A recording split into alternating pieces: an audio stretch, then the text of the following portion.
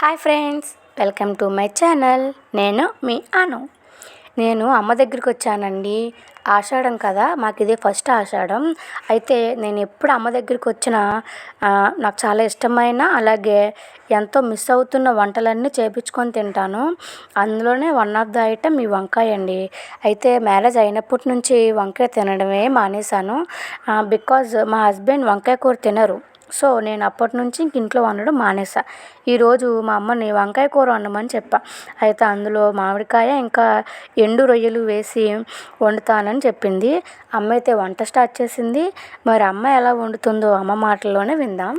అమ్మ చాలా సింపుల్ ప్రాసెస్లో, అలాగే తక్కువ ఇంగ్రీడియంట్స్తో చాలా టేస్టీగా చేస్తుందండి ఏ కర్రీ అయినా సరే. అమ్మ, వంట స్టార్ట్ చేసావా? ఒకసారి మా ఫ్రెండ్స్ అందరికీ హాయ్ చెప్పు. హాయ్ హాయ్ వంకాయ కూర వండుతున్నానండి. వంకాయ మామిడికాయ రొయ్యలు వేసేయి. ఆ మిరకాయ ఉల్లిపాయ వేగిపోయిన తర్వాత వంకాయ ముక్కలు వేయాలండి. వంకాయ ముక్కలు మగ్గిపోయాక మామిడికాయ ముక్కలు వేయాలండి. వంకాయలు మగ్గిపోయి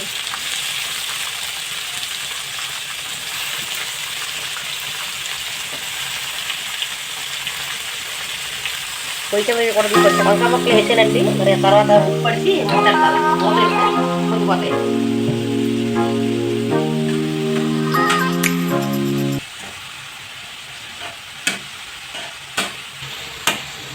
పావు 10 నిమిషాలు అలా మూత పెడితే మగ్గిపోతాయండి.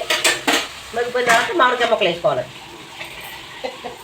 ఈ వంకాయలు మగ్గేలోపు ఒకసారి మనం బయటికి వెళ్ళి అలా రౌండ్ వేసి వద్దాము. బయటికి వెళ్ళి చూస్తే మార్నింగ్ నుంచే కంటిన్యూగా వర్షం పడుతూనే ఉందండి. విజయవాడలో చాలా వర్షం పడుతుంది మార్నింగ్ నుంచి.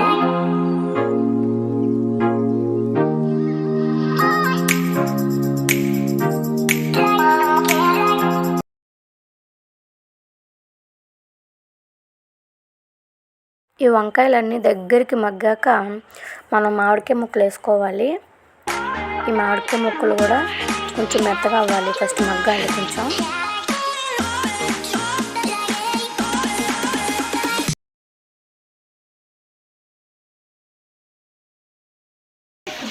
అల్లం వెల్లుల్లి పేస్ట్ వేస్తాను. వెల్లుల్లి పేస్ట్ తులిసాడు.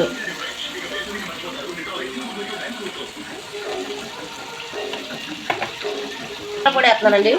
గరం మసాలా పొడి చిక్కుడు వేస్తున్నానండి.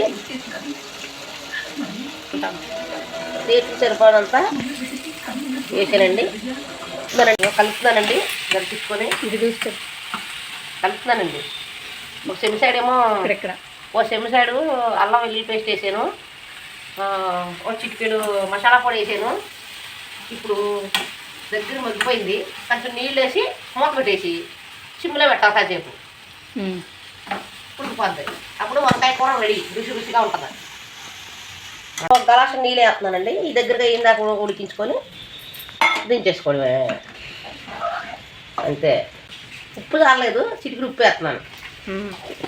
చూసుకొని వేసుకోవాలి. ఉప్పుతో ఉడికిన కూర టేస్ట్గా ఉంటుంది. ఈ ఉప్పు లేకుండా కూర దించేసుకున్నాను అనుకోండి, చప్పదనం అవుతుంది కూర. ఎంతసేపు ఉప్పు వేసినా ఉప్పు ఉండదు, చప్పగానే ఉంటుంది కూర. అందుకని ఉడికేటప్పుడు కరెక్ట్గా ఉప్పు వేసుకున్నాం అనుకోండి, మంచి రుచిగా ఉంటుంది కూర. రుచి కారం లేదన్నది అందుకే మళ్ళీ ఒక చిటికెడు కారం వేస్తున్నానండి. ఏమో కారం వేసుకుంటే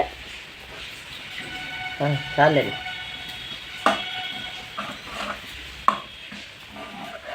అలాగే ఉప్పు కారం అన్నీ వేసిన తర్వాత కాసేపు ఉడికిచ్చి మూత పెట్టి తీస్తే ఇదిగో చూడండి, కూర ఇలా దగ్గరికి అయ్యింది. ఇంక ఇప్పుడైతే మన కూర రెడీ అయిపోయింది.